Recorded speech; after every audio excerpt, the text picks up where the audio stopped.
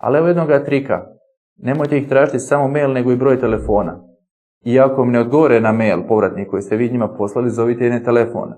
Pa će onda možda reći, vaš mail mi je završio u spamu. Što je također moguća i česta situacija.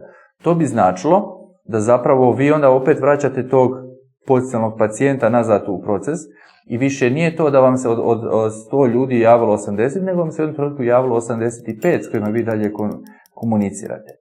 Kvalitetnija komunikacija s njima, ovo je naravno sve na strani klijenta, ono što klijent može stezati i zapravo poboljšavati proces, da od tih 85, odnosno prije je bilo 80 pa 50 dođe na prvi pregled, ajmo sad računati da 85, 65 dođu na prvi pregled.